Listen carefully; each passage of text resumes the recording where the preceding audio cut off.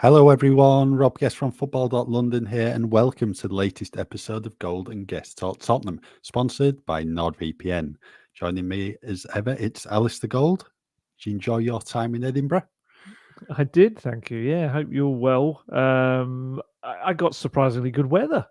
I did. I was the previous day. I was in Glasgow, which was not great weather, just to head up and see my mum. But then Edinburgh was glorious sunshine, fantastic weather. So it just everything was set for a really nice game, and that was kind of what we got. It was a good pre-season turnout of a match, really. Yeah, very much so. Spurs' first pre-season friendly of the summer. A convincing 5-1 win. It was Brennan Johnson on the score sheet for Tottenham.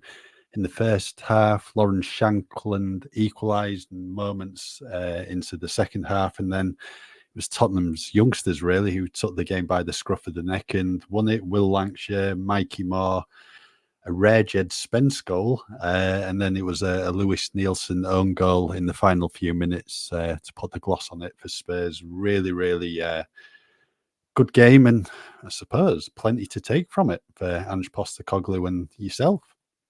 Yeah, I mean, ultimately, we've got to be honest. These are a run out. They are for fitness. They're for getting minutes in the legs, which definitely tick that box. No injuries. I mean, Madison did go down for a little while. It was a little bit worrying, but he seems to be fine. Postecoglou seemed to say afterwards that there were no injuries came of it. But yeah, I think it was just these games are always a little audition of sorts, aren't they, for the young players? And I just love the fact that in that second half they conceded an early equaliser, could have crumbled because it can go either way, can't it? When you swap out the team for a real young side as a friendly wears on, that young side could crumble collectively and struggle to deal with playing against senior players, or they could do the complete opposite, which I felt they did. They just a lot of them know each other's games. They're used to playing with each other in the under 21s, and someone like Lucas Bergvall slotted right in as if he'd always been alongside them. And yeah, it was a really entertaining second half. I was so happy for a lot of the Spurs fans that made the journey as well, because I met loads of them on the day. There was one chap who'd come across from Australia, and he just happened to be visiting Edinburgh. Massive Spurs fans, never been able to see Spurs in action before. Lo and behold, his holiday in Edinburgh, they rock up doing a friendly there. So it was great for him to see a 5-1 win and some of the talents of the future. Lots of Scottish Spurs fans that had made their way from various parts of Scotland to come watch the game as well. And obviously various Spurs fans that had the day up from England as well. And yeah, it was just you can't ask for much more than that, really. 5-1. Got to see all of the kind of senior players that are available. Got to see the young talents of the future. Postecoglou was happy afterwards. Yeah, like I say, ticked all of the boxes, really. Yeah, I mean, looking at the team to start with, it very much did highlight the lack of defenders who are currently at the club at the moment because Christian Romero, Mickey van der Ven, Radu Dragusin, they're away at the moment on their summer breaks after playing in the Euros and the Copa America. Still no Ben Davis as well. And then he started Ashley Phillips on the bench when I think a lot of people probably would have expected Ashley to start, given he is really the only fully fit centre back at the club at present. So we saw Archie Gray and Oliver Skipp at centre back, Jamie Donnelly playing at left back once again after playing there in the behind closed door game against Cambridge. And I mean, we'll start with Archie Gray because I think a lot of Tottenham fans were really looking forward to seeing him in action for the first time after an impressive season at Leeds. And he spent the vast majority of last season at Leeds at right back, so a centre back, a bit of an alien position for him. But he looked so comfortable there throughout the game, produced a number of good tackles.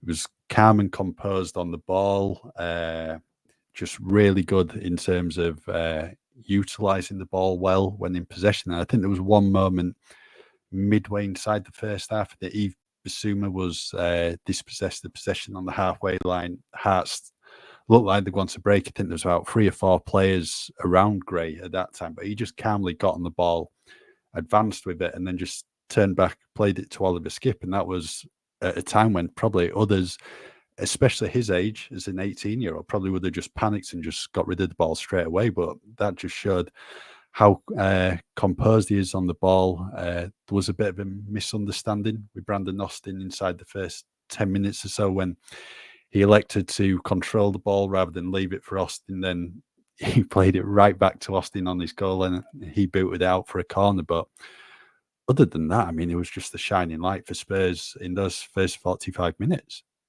Yeah, when we got the team sheet through, I was just looking at it thinking, what? I was trying to work out, wait a minute, who's in defence? And we kind of realised, okay, yeah, it's Archie Gray and Oliver Skipp.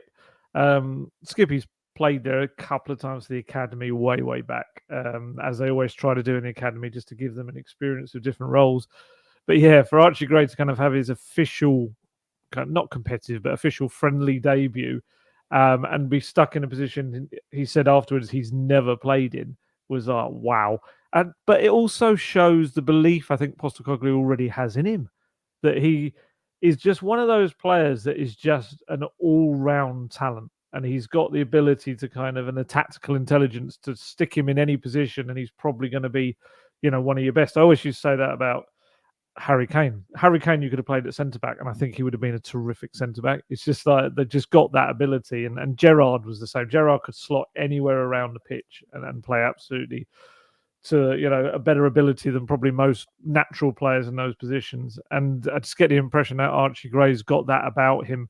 He was very proactive from the start. He won a big header early on, and I think that settled him nicely into it.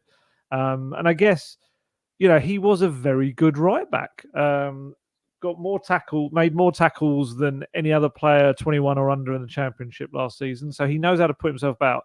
And to be fair, he tackles hard as well. There was one tackle that burst the ball. They had to change it because he absolutely destroyed it with his studs. I thought he looked good. There was that one little moment with Brandon Austin, which was a bit of half and half. It was a bit like he didn't need to put him in that position, but also Brandon Austin probably reacted a little bit iffily to it. But to be fair to Brandon Austin, made a brilliant reflex save not long after. Skippy again was quite solid on the whole. There was one moment where he let a ball kind of bounce through down the side and struggled a bit to then deal with it. But then they're two young midfielders in central defence for the first time together. They're going to do things sometimes that centre-backs wouldn't normally do. That's understandable. And yeah, it gave Hearts a couple of clear chances that they either messed up or that one that Austin saved. But on the whole, I felt they dealt with it really well. I just think the biggest takeaway for me about Archie Gray was just how impressive he is on the ball, how good he is mentally in the way he's got like a real radar of where everyone is on the pitch.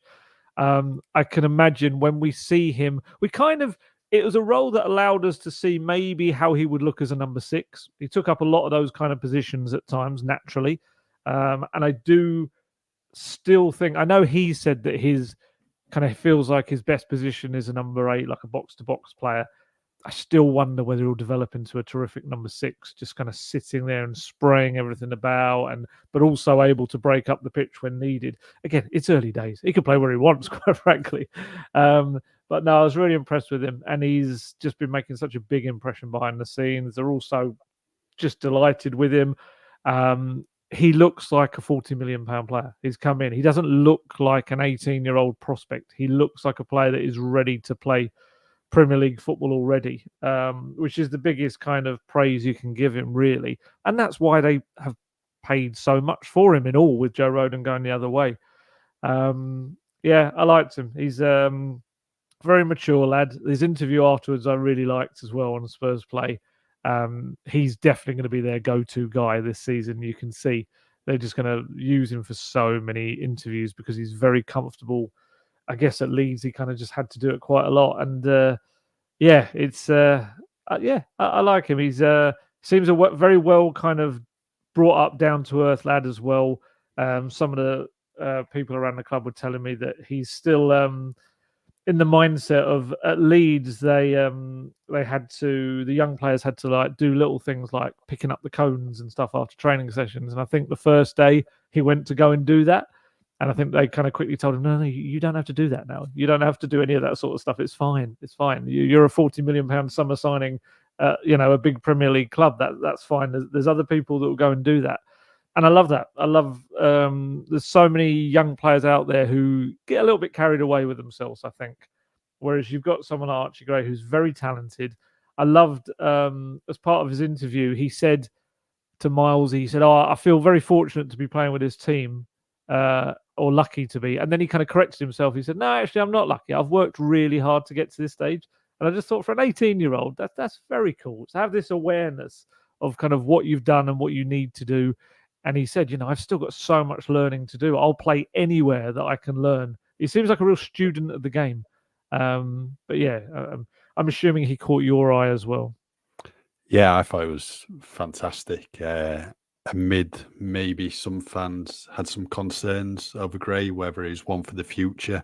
Nah, I think the Hearts game very much showed that he is for the here and now. And just like you mentioned, there was at Leeds, he'd go around picking up the cones after training. There's a clip of him. I've seen him doing that in a Tottenham training session. Really? I can't remember what video it is, there but you definitely. Go. But there was a video of him and Lucas Bergvall seeing Tottenham Hotspur Stadium for the first time. I love that video, yes. That was really good. Even just when they're going into the changing room at Tottenham Hotspur Stadium, just like completely amazed by it, because, I mean, it is incredible, the facilities at the club, and then they're just in total awe, aren't they, when they're, stepping out onto the pitch for the very first time. Yeah, it's a Brit. If everyone hasn't seen this video, it's only like 4 or 5 minutes, whatever it is.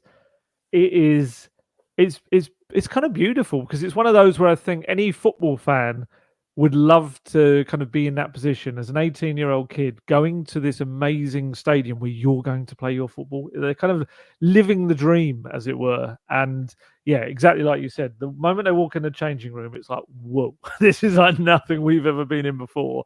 And then they got to do, which you and I have been very fortunate to do, the walk out of the tunnel onto the pitch. And honestly, I mean, we've only done that for little kind of what are they technically, like sponsor games type things that we've played in.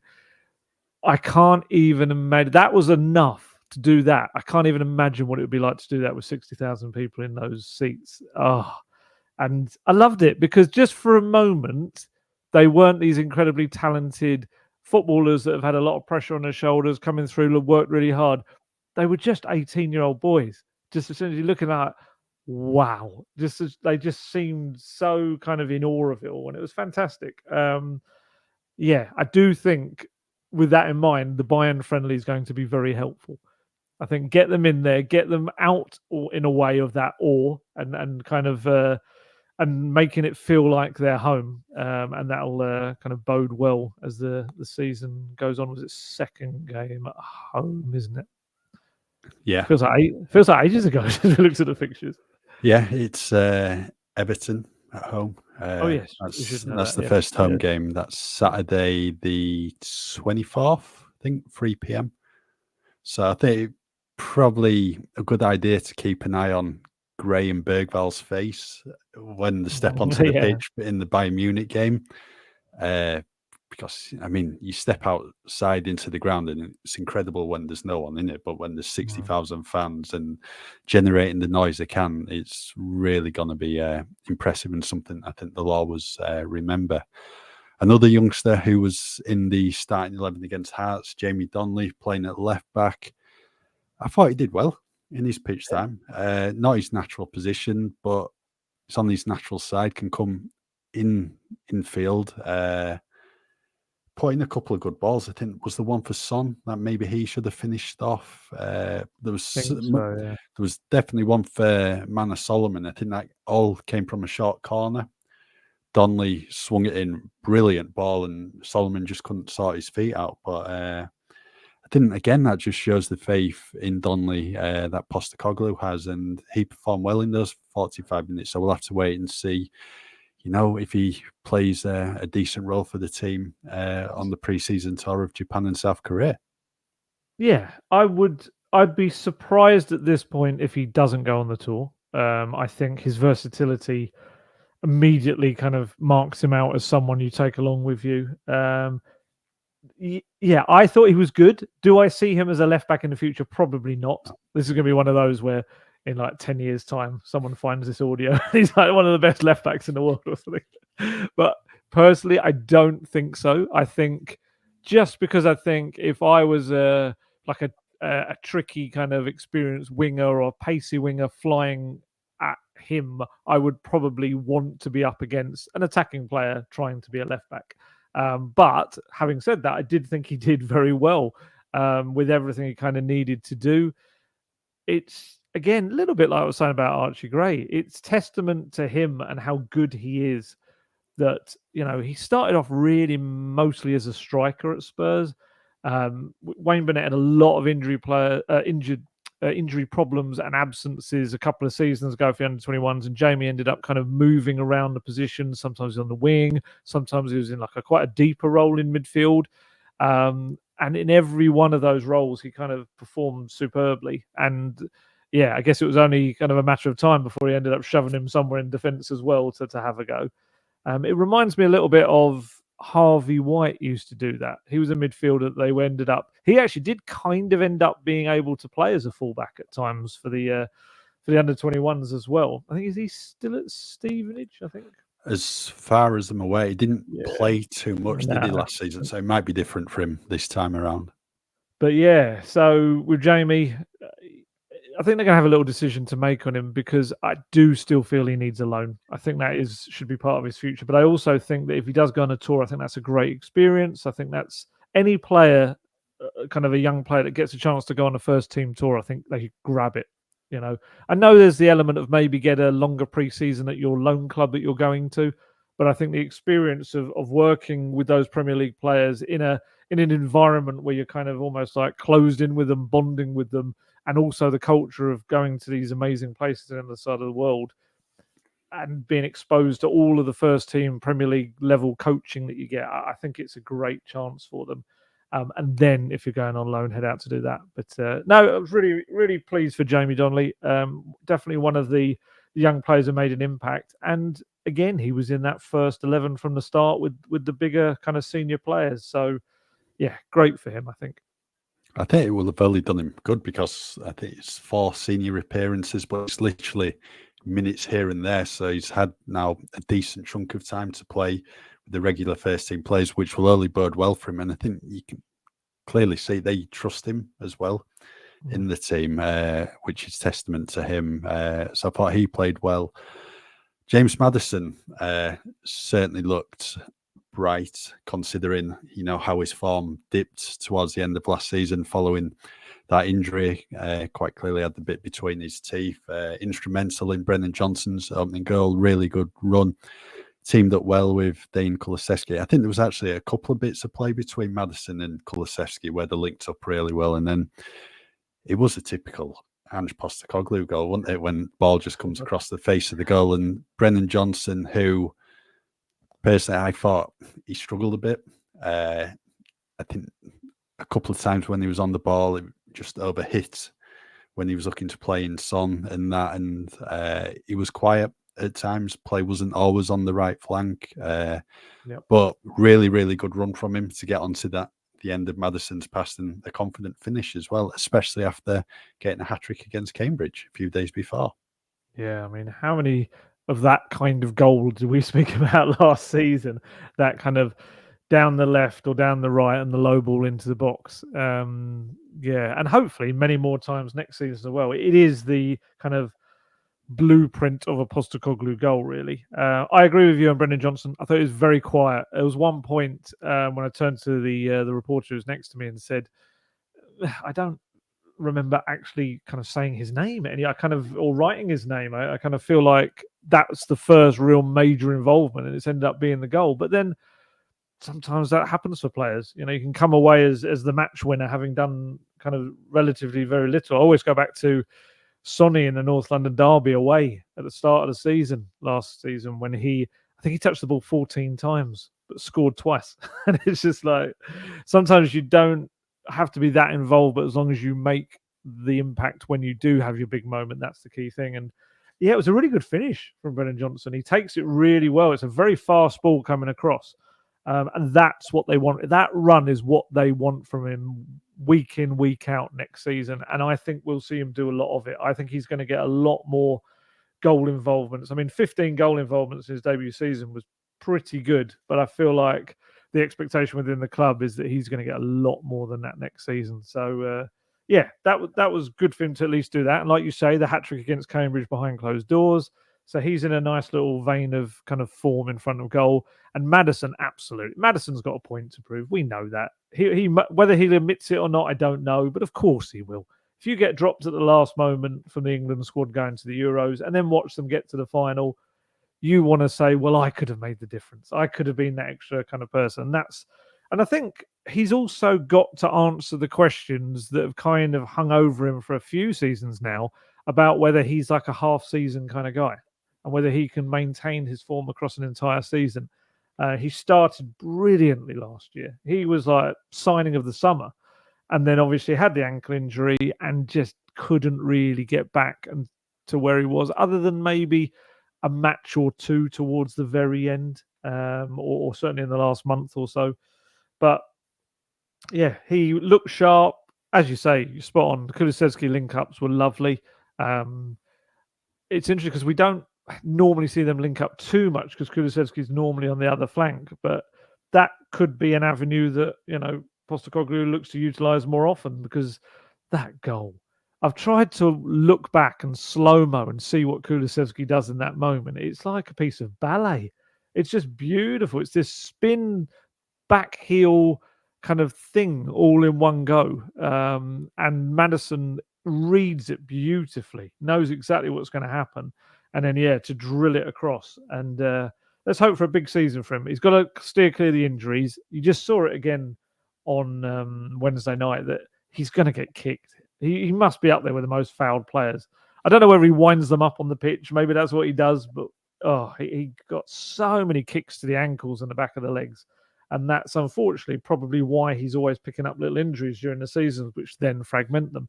But no, I was very impressed with him as well. I thought once we start to see a little bit more from him on the tour, maybe hour-long performances at least and things like that, hopefully we'll get a sense that he's really back in the groove. Yeah, I mean, it wasn't the best of tackles on him. So, I mean, you could see the blood coming through his sock after. So you're probably thinking at that time, is he actually going to make it to half-time? But, credit to him. I thought he played really, really well. And Manor Solomon also got some minutes in his belt, which, will have done him really, really good after so long out last season. I think he started brightly, but again, it's probably just, the end products when it comes to him. But I thought he linked up with Donnelly well a couple of times. But I think, again, he just needs the minutes because he's just not going to be sharp, given his last, competitive game was the end of September. Well, that's it, isn't it? It's just mad when you think about it. Was that 10 months ago? Yeah. It's just crazy. And I know it's a cliche, but in a way for Postecoglou, he is going to feel like a new arrival because he hasn't worked with him he worked with him for like, a month or two. That's it. Now it's I thought he looked rusty. I did think he looked very rusty at times, which is understandable. And I think the issue with him probably was always the final ball and then the kind of the goal involvements and all of that. And that's something he'll need to work on. He's definitely come back to a Tottenham squad with far more options in the positions than they were beforehand. So he's got a fight on his hand in that respect.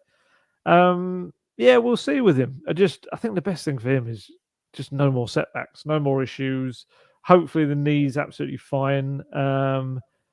And I thought he did link up with Donnelly quite well. I would say with Jamie Donnelly, some of the players didn't pass to him maybe as much as I would have liked them to. There were certain moments when I didn't feel like the senior players gave them the ball enough. And we know what a delivery Jamie Donnelly's got. So that was a bit of a kind of a wasted opportunity. But Manor Solomon, he needs these minutes. He needs this pre-season big time. And then I think when you've got so many games in Europa League, I think he could end up being a very useful player. Yeah. Before we speak about the second half, I mean, there's a lot to, discuss with what happened in the second 45 minutes. We'll let you know about the benefits of using NordVPN. Ali, Of got to take course. it away. I will, yes. I mean, I'll be heading off in a couple of days' time off to the other side of the world as kind of chasing Spurs in the air, and not literally, but I will be heading over there as well. And I will certainly out there be using NordVPN to help me out because, say it enough times, you should know it by now. NordVPN is the fastest VPN in the world, and that means there's no buffering, no lagging, and you can stream your favorite shows for anywhere in the world without your bandwidth throttling. I will be using it out in Japan and South Korea in order to, any spare little moments I get, watch some of the shows that I would watch back home, so I don't miss any of them. Quite partial to a bit of House of the Dragon and things like that, and working my way through The Boys at the moment and shows like that. This way I'll be able to still catch up on them, hopefully, while I'm across the other side of the world, and anything else that's going on as well. And there's also this new thing now, which sounds awesome, which I'm hoping to use for the first time when I'm out there. It's called Saily. It's a brand new eSIM from NordVPN's creators. It's essentially, an eSIM provides an internet connection wherever you travel, so it saves you money on the roaming fees that the mobile networks make you pay, and it stops you having to use dodgy public Wi-Fi as well. So both very helpful for me because it's quite a long tour. It's a couple of weeks, so I'll be racking up the roaming fees. Whereas this eSIM, which Saily, which we're hoping to be able to try out, should negate all of that and also stop me from having to use the iffy public Wi-Fi that sometimes allows people to grab stuff off of your devices. And we've got a great deal for you on it as well. If you go to nordvpn.com/goldguest, not only does our link there give you 4 extra months on the 2-year plan, but you'll also receive a Saily data voucher. And there's no risk with Nord's 30-day money-back guarantee. The link, if you just missed it, is in the podcast episode description box. We still get people commenting, saying that they've got Nord. I think that's just so cool. It's just kind of shows, and people saying that they've really it's worked for them as well, which is even better because, we wouldn't ever want to push something that we kind of don't believe in ourselves, and to see other people using it successfully just is great, and it just means it's a really great partnership for the show. Yeah. Right, we'll move on to the second half then. As expected, a whole host of changes. We had 11 of them in total. I think there was, in terms of the experienced players, Timo Werner, Emerson Royale, probably Alfie Devine after that. Yeah, Jed Spence. Yeah, Jed before Alfie. But yeah, a lot of youngsters on there, and then Alfie Whiteman, who's not previously played a lot of first team football in his career. And then Hearts did have the ball in the back of the net, probably inside the first minute. A goal probably was coming from Hearts because they really should have scored in the first half. Tagawa, I think he had a couple of good chances, and then there was that really good save from Brandon Austin to deny Oda, but there was very little Alfie Whiteman could have done about Lawrence Shankland's goal because all came from Spurs trying to play out from the back. It was Emerson who had a pass intercepted. It was worked quickly to Shankland, and it was literally just touch bottom corner, level terms. I felt sorry for Alfie Whiteman. He's come in, and I was talking to some people around the club before the game, and we we're kind of remembering back to a year ago when he had that horrible ankle injury on the tour. People were talking about hearing like the crack kind of thing as he got it. It was horrible. And then here he is, kind of back in his first official friendly involvement. I was trying to think, was he in Melbourne? Did he get any minutes in Melbourne? He was. He might have done, actually, he was in net for the penalties at the end. There you go. Well, certainly starting the new season that way, and within a minute or so conceding a goal, which he couldn't do much about. It was quite close range. Yeah, Emerson playing a pass, he didn't really need to play across his own box. You don't. It's a bit of a basic, isn't it? You don't really do that. I think probably Hearts deserved it for their first half efforts when they had a couple of chances that they couldn't put away. But yeah, I think I'm kind of mentioned this at the top, just really impressed with the way that the young team bounced back from that. They didn't let it really get them down and get into their heads. They almost used it to kind of propel them forwards and take charge of the game. I've got some of the stats are just mad. When you think about it, it was a game that young. The average age.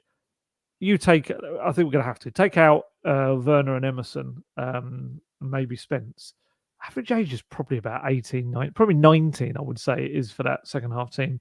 Yet the stats across the entire game ended up 73% of the possession for Spurs. They played 604 passes to Hearts 176, had 22 shots on goal. Hearts had 10. If anyone interested, 6 on target for Spurs, 3 for Hearts. But what I thought was the most interesting thing for me was we probably got to see the purest version of Postecoglou football from the youngsters.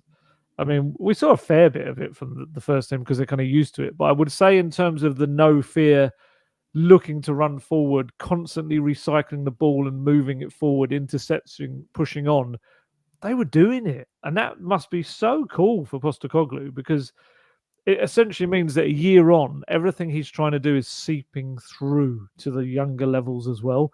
I do think it's a bit easier for him in terms of Wayne Bennett's under 21s, Stuart Lewis's under 18s.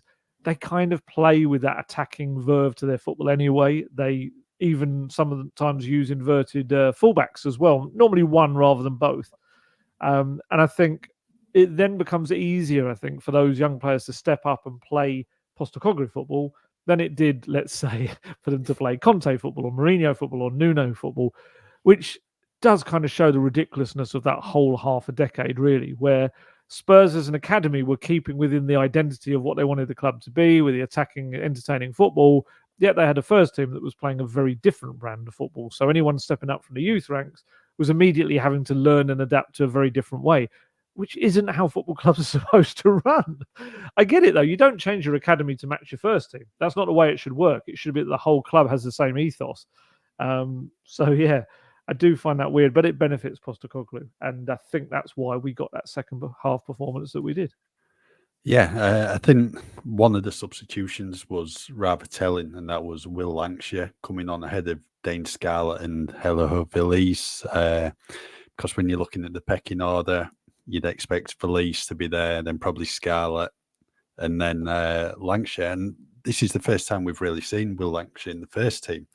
And we got a kind of an indicator that he would be involved Wednesday lunchtime when he was spotted boarding the plane. And, you know, he scored goals for fun for the club's youngsters last season. I think it's probably always the case of if he gets an opportunity on goal, there's a good chance he might find a net. And he was really, really confident finish from him.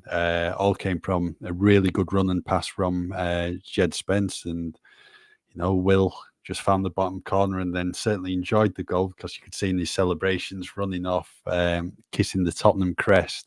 It was Max Robson who joined him first of all before the others came to be involved in it. And it's probably a shame he only got those 22 minutes or so on the pitch because Ange needed to get Dane and then Valise on the pitch as well to get some minutes in the tank for them. But I think Lancashire's certainly put himself in a good position to be involved, hopefully in the pre-season tour squad and a few more, you know, minutes come his way in the upcoming games. Yeah. Did you agree with the kiss in the badge? Do you think it was a clever move, wasn't it, on your first goal? Yeah, I think a lot of the fans, like you said, they're keen to see more of him and have been calling for him. And, you know, that everyone now is probably going to be behind Will Lancashire when you see him kissing the badge and wanting him to be playing, you know, a lot in pre-season. Yeah, I mean, he's only been at the club for 2 years now, I think it is. Came from Sheffield United. I think it was reported about £2 million at the time as well.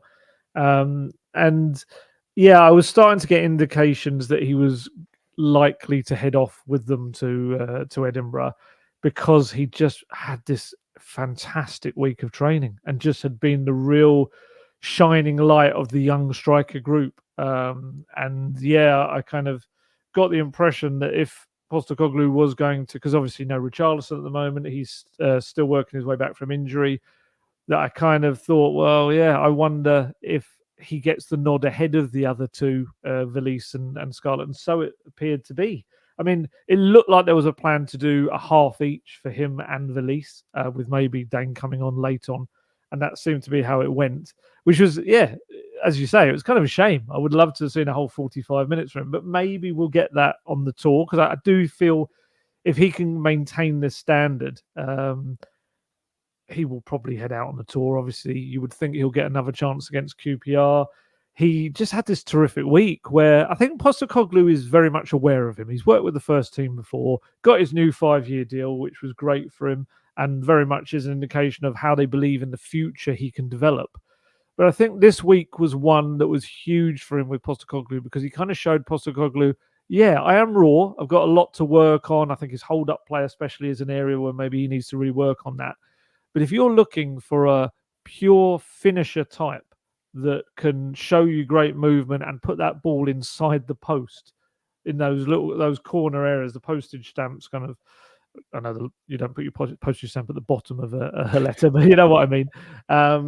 Yeah, I'm your man kind of thing. And the goal was brilliant. As good as the finish was, I love the movement, because he kind of does this like semicircular kind of arcing run around the defender. He kind of heads one way, cuts back around, and that gives him the space to run through. And that's just instinct. That's something you can kind of teach strikers, but if they've got it in them with it already, then that's just huge. And I know, the under-21s, Wayne Burnett and his coaching staff have been doing a lot of work with Will over the last season or so, especially, and that's why we saw the 32 goals for the under-21s last year.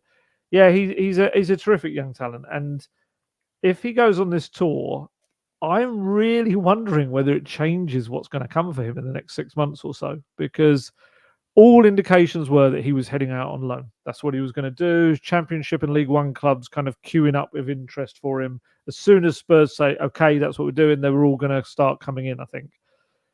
However, that's one of the key things we always say about these young players, is that the young strikers especially, is there's so much talent, there's so much expected of them. But if we're perfectly honest, we don't see them score many goals. We just don't. I was thinking back after he scored. I was thinking like with Troy Parrott, who we spoke about recently. He had a big kind of summer tour, 2019 with Spurs, but I don't think he scored. I think he managed to score in any of the games, unless I'm mistaken. He had some nice moments, and I think he had one goal. He either set up Son and it was ruled offside, or he scored and it was ruled offside. I can't remember now.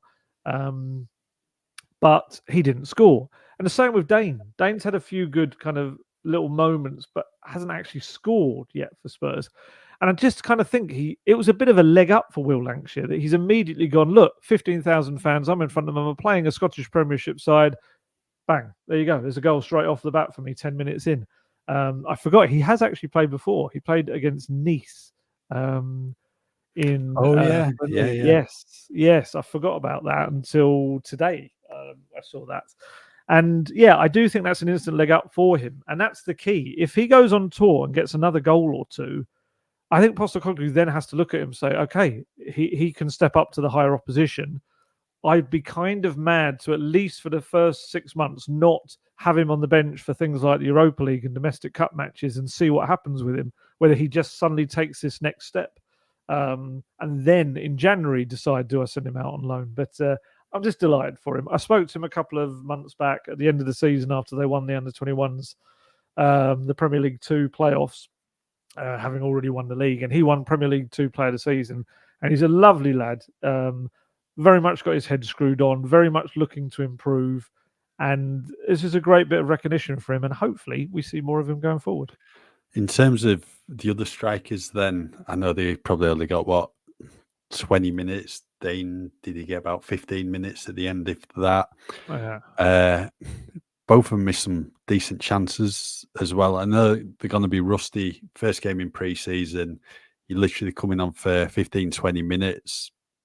But as strikers, you judged on goals, you need to be scoring those chances, especially when Will Lancashire's coming onto the pitch and scoring within 10 minutes. And Valise missed a really good chance from, I think it was another good ball from Jed Spence, that he played it across the face of the goal, and Valise couldn't keep his effort down. And Scarlett with that free header, which led to the own goal. And if you just look at Scarlett's reaction, he's like really angry with himself for missing that opportunity, because I mean, he's bang in the middle of the goal, and straight at the keeper, a yard either side. He scores for himself. And he did have another opportunity late on. I can't remember if it was after the 5th goal or before, but they'd worked it well. I think Divine played it in. He then took the touch around the keeper and he's snatched it, hit it over. I mean, it was wide. It was wide. Yeah, that's a really tough chance, that as well.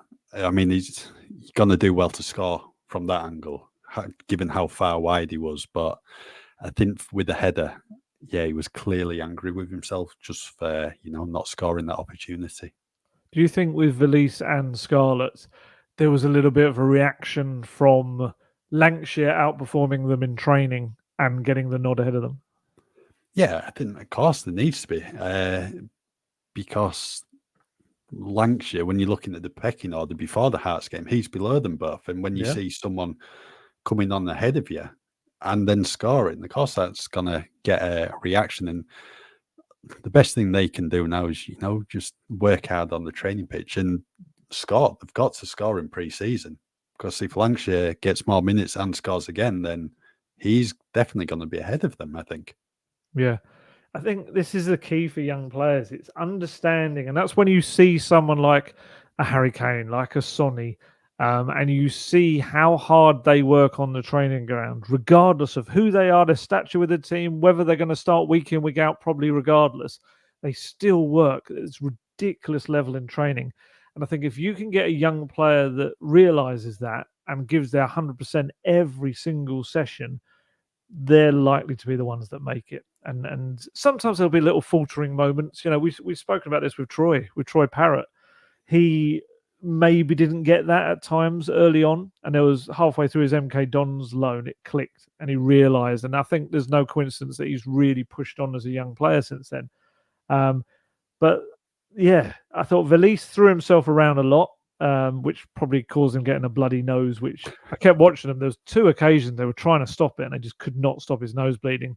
And they realised, we're going to have to take him off. It's not going to work. He's going to bleed all over everyone, which you can't do. But yeah, he had a couple of moments flinging himself around where I thought he might get something. Obviously, he's already scored his first goal for Spurs in the Premier League. So he'll be wanting to add on that. Still feel like, because of his foreign player numbers, I still think he'll end up getting a loan. Just please be a better one than Sevilla one, which has got to rank as one of the worst loans in recent years at Tottenham. And with Dane, absolutely agree with you. I think he tried very hard, put himself around, had some really good movement. His movement for Bergvall's cross was excellent. But like you say, if you're slap bang in the centre of the goal, you can't head it straight forward. You just can't. It's one of those things as a striker, you've got to send it either corner. But yeah, I quite like this bit of competition that's going to be brewing. If all 3 of them go on the tour, especially with Richarlison, the way Postecoglou spoke at the end almost sounded like Richarlison might not be able to go on the tour. So you're going to have these 3 young players who are all going to be looking for game time. And let's be honest, you want to be the one who gets the minutes with the other players, with the first team, like senior players. Because let's say I'm Will Lancashire, and I'm not Will Lancashire, but if I was, I would much rather, with no disrespect to the young players he played with, I want to be up there, up top with Sonny on one side and Kulusevski, Johnson, whoever, and Maddison behind, because I'm probably going to get chances to score a hat-trick. And if I do that, hello, I'm suddenly there as like a real sudden wonder kid option in this team. So I think there's going to be a little battle going on between those 3. Unless there's like a very quick loan move comes in for someone. But I'd imagine all 3 you would think would go. Yeah, that'd be a great little competition to watch for us, I think, and keep an eye on who's it's like almost like power rankings, who's kind of leading the way with each game. Yeah, we are going to speak about Lucas Bergvall. Oh yes, don't worry, we barely mentioned him yet. Yes. So we will speak about Bergvall and Jed Spence a bit more. First of all, though, Mikey Moore, 16. I love the way you tease that and then shove them to the back anyway. Well, I think we need to speak about Mikey Moore. I'm happy to do that. I mean, coming on to the pitch and just making a big impact once again, and really well taken goal. great play from Lucas Bergvall, and then Moore just cutting inside, taking a touch out his feet and finding the bottom corner. I think you said on the previous podcast, like Moore probably will get a decent amount of minutes next season in the first team, and he's certainly putting himself in a very good position to do so. Yeah, and I think there's also an element of, we spoke about this before, that he has agreed a contract with Spurs, his first professional contract, which comes into force, or he'll sign it on August the 11th, on his 17th birthday. But technically, due to the daft rules of youth football, someone could sneak in over the next 3 weeks or so and poach him and take him away, and leave Spurs only with some kind of very small, is it solidarity payment, I think they're called, as they get older. So really, it's in the best interest of Spurs to kind of show him, no, don't worry. You're going to get the football that someone like Dortmund could offer you. We're going to give you minutes. But I don't think it's just purely down to that. I think he will get it. I think he will get that kind of exposure, even though he's 16. Honestly, it still boggles my mind that he is 16 years old, turns 17 next month, because he's very, very mature in the way he plays. We speak about Archie Gray and the way he plays. You can kind of see a lot in that in Mikey Moore's. He's just got that intelligence. I mean, his goal, so many players would have cut into that kind of 6-yard box and tried a shot with their left coming in off the right-hand flank. He knew, if I just suddenly put my foot on the ball, turn inside, everyone else is going to fly past me. And it's exactly what he did. 2 defenders sprinted right past him, gives him the space to knock it onto his right foot, and then he bangs it in the corner. And the right wing role isn't one that he's, massively plays a lot. He's mostly on the left or through the middle. And he's taken to it in this game, and the behind closed doors friend against Cambridge as well. Scored in both of them from the right. Again, like we said with Will Lancashire, just doing everything to say, look at me. And that's what he does. And there was a lovely moment for him. A bit like Will Lancashire kissing the badge in front of the big stand of Spurs fans that was behind him, which was a lovely moment. So was Mikey Moore. And funny enough, Will Lancashire tried to pick him up. And he's not the biggest lad, Mikey Moore. He's still growing. And Will Lancashire is a big lad. But he actually struggled to really lift him that high aloft. But what he did do, Mikey Moore, was as they both went over to that stand, they all started singing Mikey Moore, he's one of our own.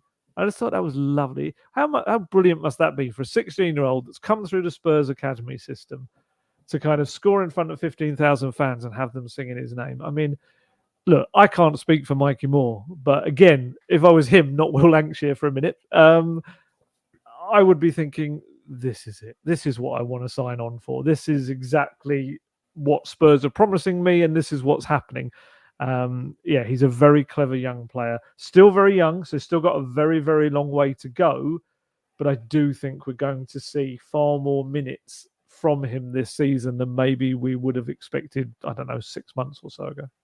Yeah, I think the fact that he played in a couple of games towards the end of the last season, he was regularly involved in training in the final month or so. Yeah. It's quite clearly a key part of, the first team plans going into this season.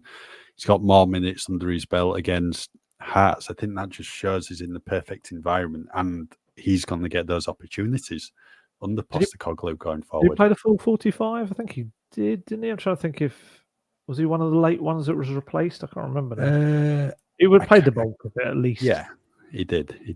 We'll move on to Lucas Bergvall now then, because I think that's who all Tottenham fans were certainly keen to keep an eye on in the second half.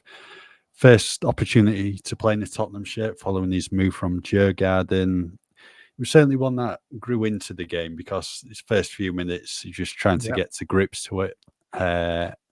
He did have an attempt on goal, which was nowhere near goal, and he played it to Timo Werner. Timo Werner played it back to him. I think Werner was expecting it again, and then Bergvall shot, and Werner's looking at him like, what are you attempting that from there? And I think he did. One of the Hearts players, I think, turned him pretty easy, fooled him and won a foul. But after that, grew into the game, used the experience, what he's got from playing with Djurgården, and got that assist for Mikey Moore, then a really good delivery towards the end where Spurs scored again. But it's just the case with him, just getting used to his new teammates and the youngsters he'll barely played with anyway. in training. So I think it was a decent start from Lucas Bergvall, and a lot more to come from him. And I think you can quite clearly see the confidence is there in the player, because look at the piece of play on the edge of his own box leading up to Dane Scarlett's chance right at the end. I mean, you only attempt that if you're confident on the ball, and it was really well worked, and their performance with a lot of promise, and there's certainly a lot more to come from him. Yeah, he's got a lot of confidence in his own ability, in a good way, not in an arrogant way, but in a kind of believes in himself kind of way.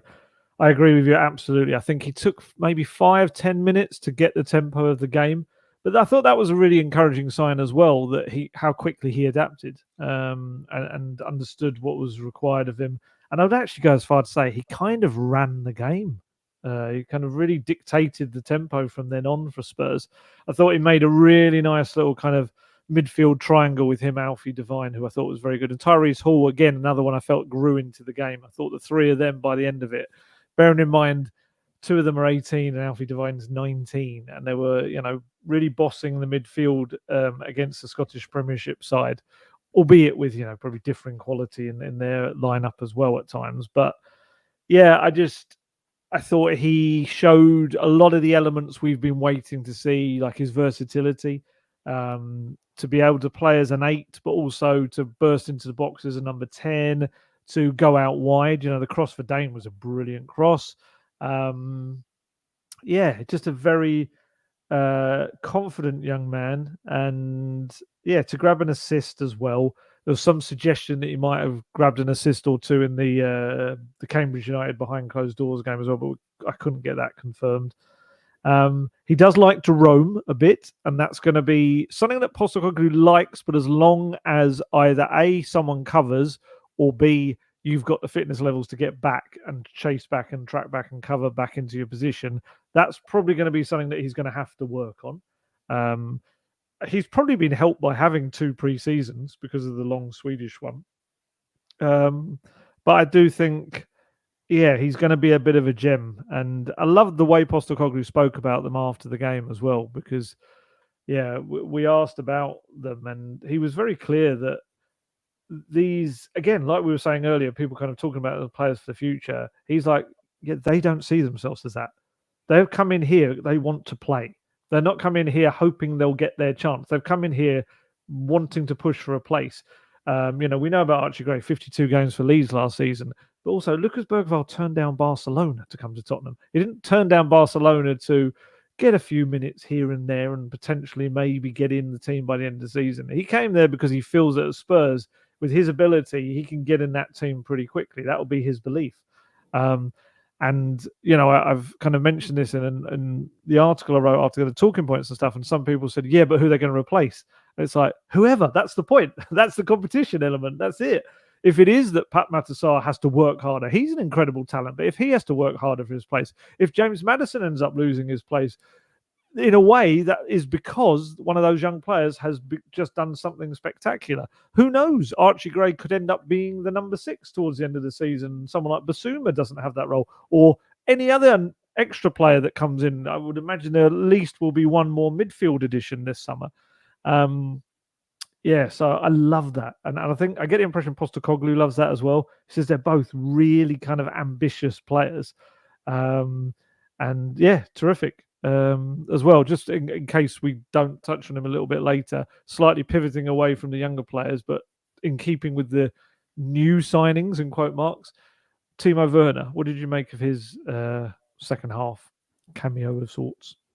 Yeah, I thought he played well. The experienced player on the pitch, really good ball in for Jed Spencer's goal, and I think we've seen that from him last season. I know as an attacker, he's always going to be judged on the goals he gets because he was prolific for Leipzig prior to that Chelsea move.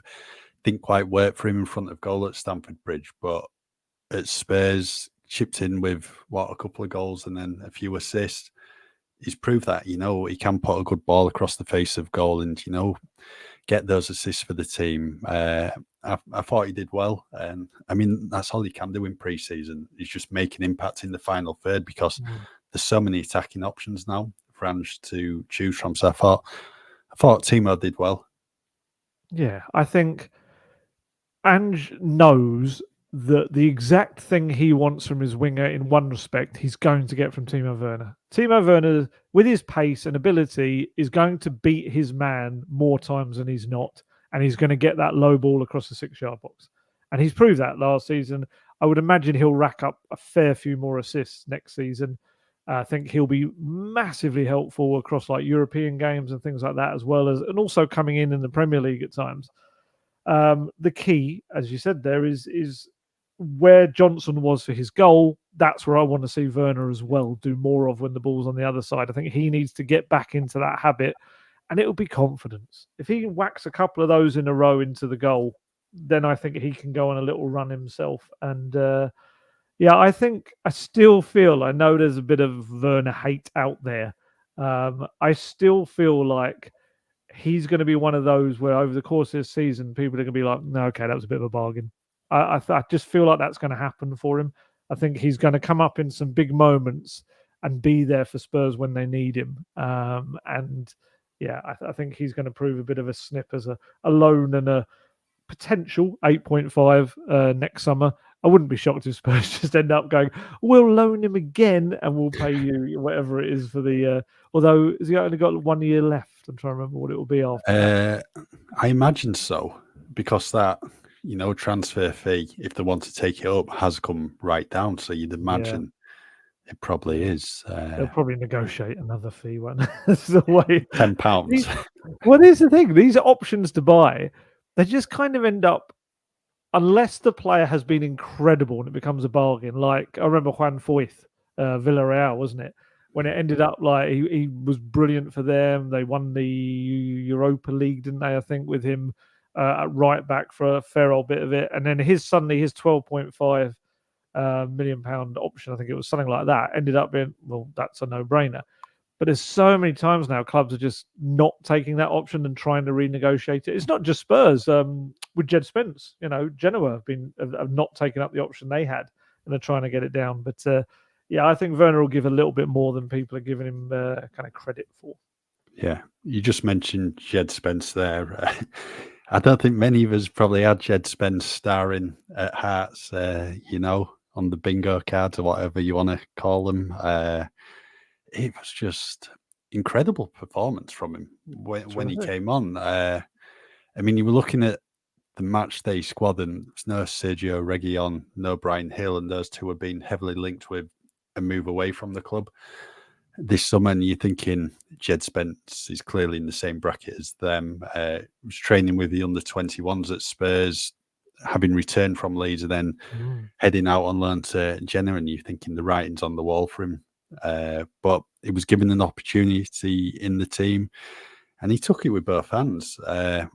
He's always going to stand out with his attacking play, because that's the type of player he is. Always wants to go forward, but did well defensively. But in terms of going forward, got the assist for Will Lancashire, got a goal to his name, made a really smart run into the box and was on hand at the back post to convert. And then he put another really good ball across the face of goal that Valise on another day might have converted. So I think he's certainly done all he could on the pitch to give an opportunity or give Ange something to think about going forward. And maybe he does get a chance on the tour, and that's all he needs, because it's mad to think he's only played 6 senior appearances for Spurs. He's been on loan the last 18 months. So, it's no surprise to, see why he's potentially on his way out of the club. But could he maybe save himself? I was going to ask you that. You've turned that around. I was just waiting for you to get to the end. I was going to ask you. There's 2 different ways to look at this. If I'm going off of what Postecoglou said after the game, it didn't fill me with huge confidence that he will be sticking around for a long time. I'm just trying to see if I've got the quotes here so that I can say it. I think it's down here somewhere. 1 second. Jed Spence.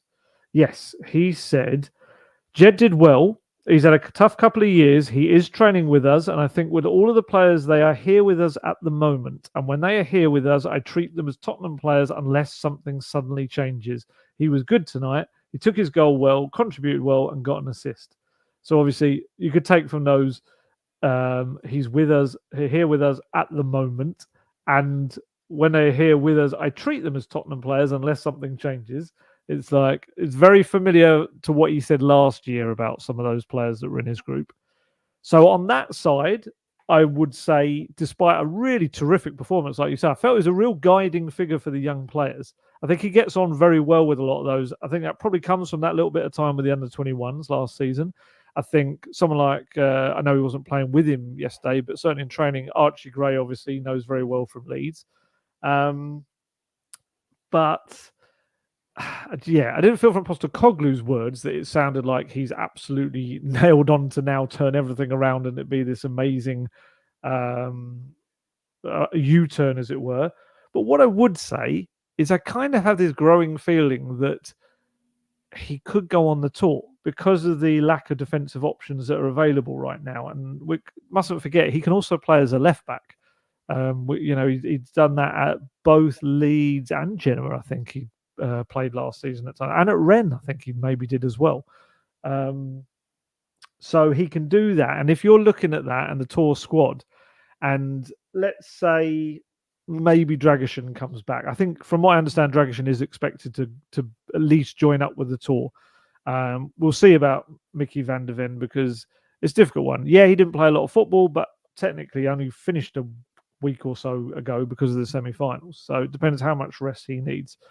But then in that instance, you're putting Ben Davies, and if he's still around, Emerson Royale into the centre. Suddenly you've lost two fullbacks in the game. So I could absolutely understand the decision that if Jed Spence is working hard in training, causing no issues, and there's no suggestion that he is or would be, then there's no real downside to taking him on the tour as another option to help you. And it also allows, if he wants to look at Archie Gray as a central midfielder rather than a right back, then he can do that and things like that. And also, on a cynical side, also puts Jed Spence into the shop window that little bit more because Genoa are not paying the fee that they want. And there are other clubs interested in Jed Spence as well. So, yeah, I do think it works in that respect. I would love it to work for Jed Spence. I did think he showed a lot of what Postecoglou wants from a right back, coming inside, getting high up the pitch. And I do think his pace lends itself to the transitional nature of the Postecoglou system. But I still think there's a long way to go. Who knows? He could absolutely have the tour of tours if he goes on it. And we could all be suddenly thinking, well, you've paid whatever it was, £12 million for him, I think rising to 20 or something 2 years ago.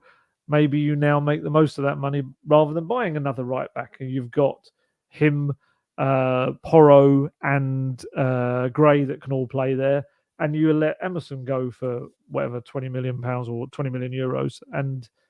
But we'll see. We'll see. There's a little way to go. What do you think?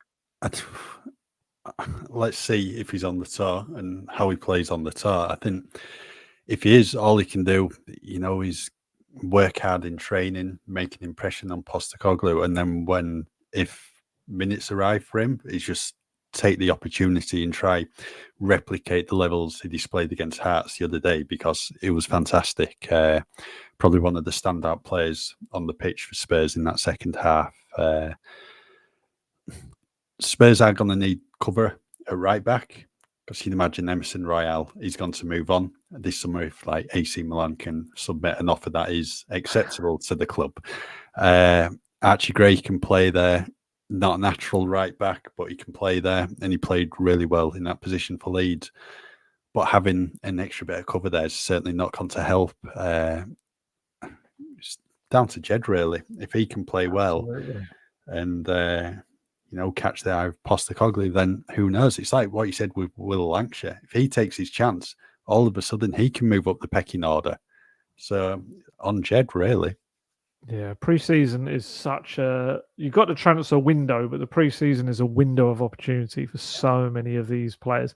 Jed's still 23. I think he turns 24 maybe later this month.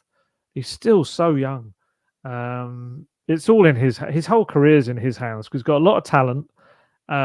It just hasn't really worked out for him in various ways in the last couple of years. But I did think the Genoa loan and the way they took to him and the way he applied himself there were a big step forward for him. And maybe we're seeing some of the fruits of that now, maybe. I mean, even if he is to move away from Tottenham Hotspur Stadium this summer, a good pre-season, and there could be a few more clubs looking at him, and that could only help Spurs out. Before we speak about Andrew's press conference after the game, a couple of other players just want to mention. I thought Alfie Devine probably went under the radar. I thought he were really good. Fine ball out to Timo Werner for Jed Spencer's goal, and then, played a good ball for Dane Scarlett for that opportunity we've discussed. Then he just showed his experience, because he's got a year's worth of experience under his belt from his time at Port Vale and at Plymouth. And Alfie's turning 20 start of August, so it's a big, probably 12, 18 months coming up for him, because he's now in a position at Spurs where there's all these other players who can play in his role. And as I mentioned on the previous pod, very rare you're going to see, 22, 23-year-olds from the academy come into the team and stay there. So I think these next 2 years are crucial for him. And he made a big impression on Ange in pre-season till last summer, and that's what he needs to do this summer. Another year out on loan certainly won't, hurt his development, and I think that's probably what he needs. But he's got all the tools there to be a really good player for Spurs going forward, and he just needs a good 18 months or so on the pitch. Another player who I think probably not been mentioned a lot by Tottenham fans, and another who probably went under the radar, Max Robson at left back. I thought he looked really good at left back, played well when coming inside, made moves forward as well. And he's not his natural position either. No, and he's someone who's been involved in training quite a lot, but just never had those opportunities in the first team. And I think he's another one who certainly took his opportunity with both hands. Yeah, no, I'd agree with you on both those. I think with Alfie, he's just, I think we said this before, just so unfortunate. He's gone away as the kind of the young teenager that everyone was looking at last summer at Tottenham, and he's come back to a club that's got so many people in his position, including two new, younger, kind of more expensive as well players that have come in Gray and Bergvall. So yeah, my kind of gut tells me probably another loan move for him, but that might not be the worst thing, because I did feel the Port Vale half of his loan was better. I feel the step up to the Championship with Plymouth, maybe, I wouldn't say he struggled at all. He had some good games, but I think it took more of kind of adaptation time, and certainly the fans down there felt that it took a little while. And towards the end, he was a bit more in and out of the team, as they were obviously having some problems as well and trying to keep themselves up, weren't they, towards the end? And yeah, I think getting maybe another Championship loan would be a good kind of next step for him. But by all means, there's a lot of kind of still hope that he can be a very good player, and it's now down to him to kind of decide, I suppose, what level that ends up being at and whether it's at Tottenham. But he's got bags of ability, and again, another one with a good football brain who sees the pitch really well. Max Robson, I really thought he was so busy, so involved. He's maybe more a right back / midfielder, and so to play as a left back, a bit like Jamie Donnelly to a degree, but he's got more defensive kind of background to him. I thought he did very well, and he got around the pitch, put himself into tackles, and kind of linked up well with Werner down that left-hand side. It was good little display for him. I was thinking back over it. I think pretty much every young player that came onto the pitch gave a good account for themselves. I can't think of anyone that I thought, oh, they look out of place. And that's massive credit to not only the players, but I think the work that Wayne Burnett and Stuart Lewis have done with them in the under-21s or under-18s as well. Yeah, we'll move on to Ange's post-match press announcement. There was plenty to discuss, including links with the England job that was reported, I think, a few hours ahead of the friendly against Hearts, and he was asked about that. I don't think he knew an awful lot about it by the sounds of it, because I think he was sleeping at the time the reports emerged. But it's probably no surprise to see him linked with the England job, given the great jobs he's done in his club career, and then also on the international stage with Australia. And I suppose he's someone who, when you look at him, has all the qualities, plays football the way the fans will want, the experience working with the big players. I think he would tick pretty much all the boxes for England. Oh, if I'm the FA, I'm looking at him and thinking he's pretty much perfect to that respect because, yes, is taking Australia to silverware, winning the Asian Cup. Obviously, a good showing with them at the World Cup when they were in an awful group, but they still played their football. I do feel like he's still the kind of manager that I think would excel more at a club side because he's got more time to get his methods across. But I can absolutely understand why he tick a lot of boxes. However, he was pretty definitive on it. I was quite impressed. You get a lot of managers will kind of fudge it a little bit and will leave a little door open for potential things in the future.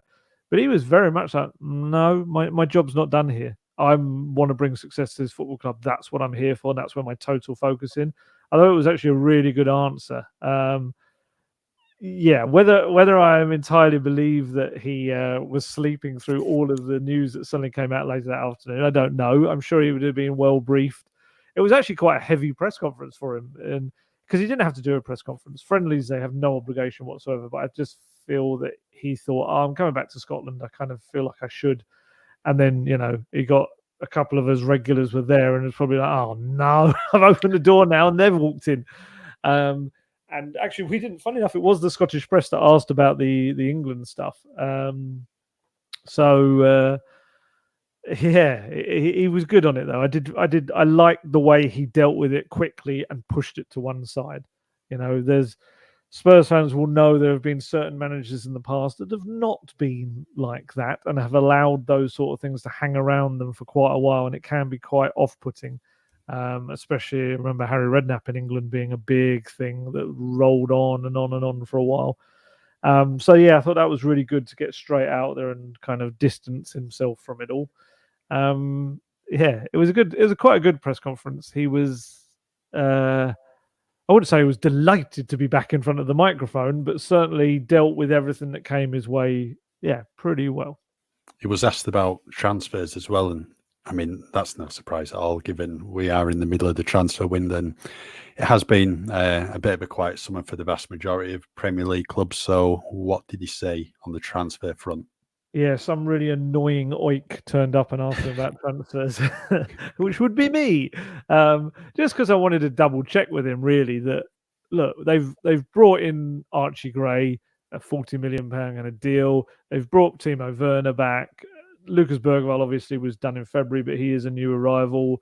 And I just kind of wanted to know, bearing in mind he said in Melbourne in May that he was really comfortable with the transfer strategy they had set in place. Was he still comfortable with that? Is that enough for him right now, or would he have expected one or two more faces? Because I look back and they had, by this point last year going on the tour, they had Vicario, Maddison and Solomon, and obviously they already had Udogie, who'd signed up before. So kind of one ahead, I guess you could argue, if you're going to look at it as pure transfers. Two players new, and one who'd already been signed, maybe. I know people will kind of go either way on Werner. So yeah, I just asked him, and he said, no, nothing's really changed. I'm comfortable. We've got a strategy in place about what we want to do. I'm really happy with the two lads we've brought in, both obviously very talented, but more importantly, really ambitious. They're not here to ease their way in. They want to play, and I think that's great. They've brought a good energy to the group, and no doubt there will be a couple more additions, but I'm comfortable with where we're at. I think some people have taken that as meaning only two more players will come in. I don't think that's what he meant. I think it was just a general use of a couple, as in it could be 2, 3 more, whatever. But yeah, he didn't seem concerned, worried, agitated in any way. And look, I know some people will probably say, oh, he's towing the line or whatever. Ange Postecoglou is not someone who toes the line. He's just not that kind of guy. If he's annoyed, we'll know about it very quickly.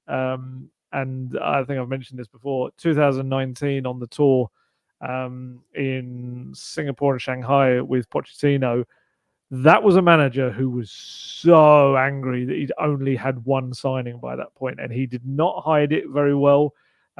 He was grumpy, he was frustrated, he snapped at transfer questions. So yeah, trust me, if Postecoglou was not happy and they hadn't done enough for him thus far, or he didn't know what's coming, perhaps, we'd certainly know of it. And look, he knows, we know that they need new additions. I think Richardson's injury, despite Will Lancashire doing very well, he's very young, but I still think Richardson's injury has shown they need another centre forward, a senior centre forward in through the door. And elsewhere as well. I think I'm intrigued about the whole midfield. I do think the midfield is looking more and more kind of packed, but I still do feel like they need some more kind of senior options in there as well. But that is going to be a packed midfield, albeit with quite a few games to be played. I think the lack of availability of the three main centre backs has shown that they do definitely need another one of those, as Postecoglou said, and probably a fullback.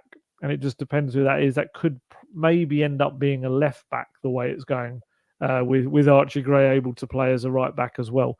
But yeah, they need new signings. No one's even suggesting for a minute that they're done. If they're done at this stage, then absolutely that would be ridiculous. And I don't think, if he's saying there's a couple more to come in, there'll be at least a couple more coming in. Yep. Right. So tomorrow, Spurs' second pre-season friendly of the summer against QPR at Loftus Road. You'll be in West London, and then off to Japan start next week. Busy few days for you.